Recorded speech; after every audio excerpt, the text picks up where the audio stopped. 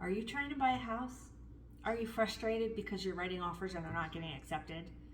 Are you frustrated because by the time you see that something is on the market, it's already sold? I have some suggestions for you. I have some ideas why you might not be making the cut when it comes to multiple offers. Stick around and I'm going to help you out.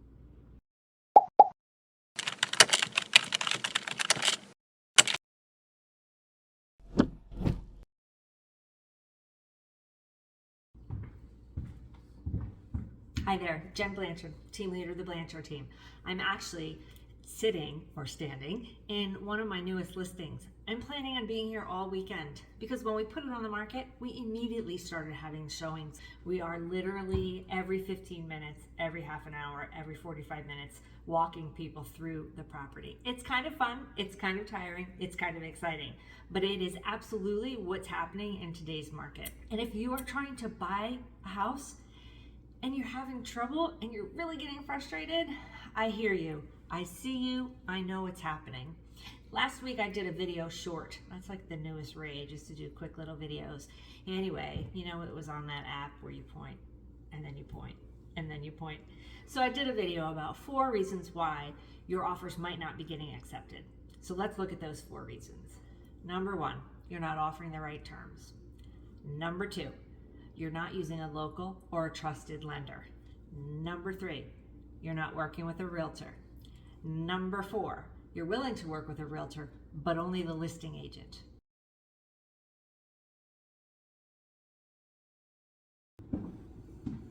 Okay, let's talk about terms. One reason that your offers may not be getting accepted is that you're not offering the right terms.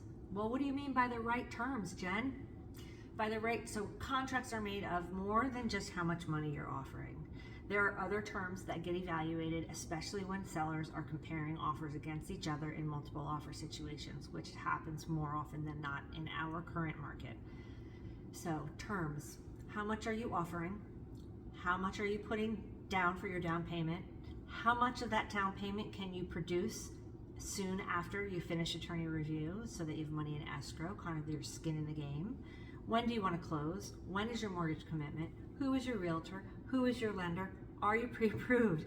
All of those terms are important. And if you're not offering the right ones, you may be putting yourself at a disadvantage. So I look at these terms in 2 different buckets. The one bucket is the terms that are associated with you and your buyer profile.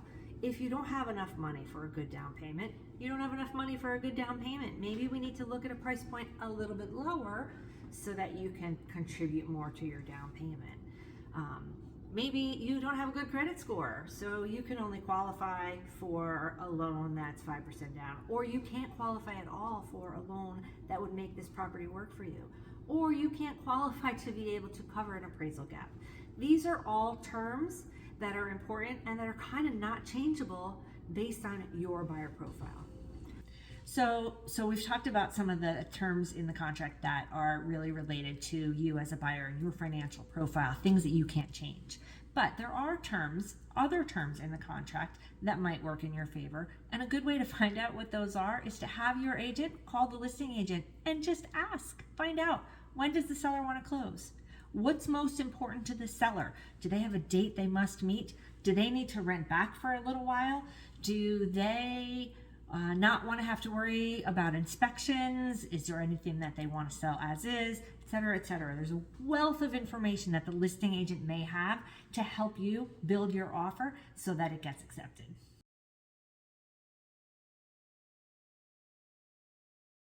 Using a local lender just gives you a little bit of a leg up against somebody who may be using a lender that your realtor or the seller's realtor has never even heard of. Anything that can plant a little bit of a seed of doubt could be a problem. I always encourage my buyers to shop around. Many of my clients come to me already with a pre-approval, and that's great. And oftentimes it's a lender that I know or a company that I'm familiar with. I always suggest that buyers shop around and find the best deal, but it really is good to work with somebody who knows what's going on in the market where you live. Next, I'm going to cover 2 additional reasons why your offers may not be getting accepted. These 2 reasons have the same explanation. So reason number 3, you're not using a real estate agent. Reason number 4, you're happy to use a real estate agent, but you're only calling listing realtors. That's a problem, and here's why. When I build a relationship with a buyer and I'm helping them find a property that works for them, whether we're in a buyer's market or a seller's market, I get to know this person. We build a relationship. I understand your financial profile. I know what you want. I know what you don't want. I know what your limitations are. It is very easy for me to make an offer on a property for you and to present a compelling story to go along with it. When you're only calling listing agents, every time you call a new agent to show you a property and make an offer on it for you if you love it, you're starting from scratch as far as having somebody who knows what you're looking for and who is looking out for you, helping you get ahead, helping you find that perfect house. There are many people who believe that by calling the listing agent, they may get a better deal.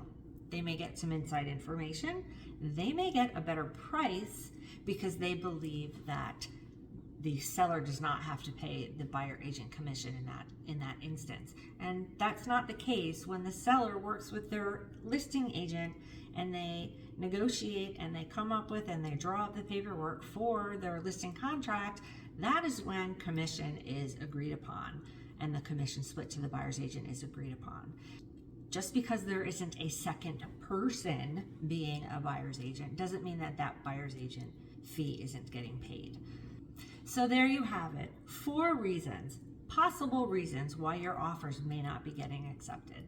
I hope that this answers some questions. I hope that it makes you feel a little more confident moving forward the next time you make an offer. If you'd like to talk further, by all means, give me a call, send me a text, find me on Facebook.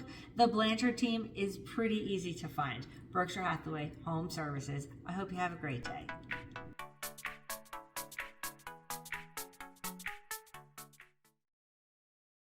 Possible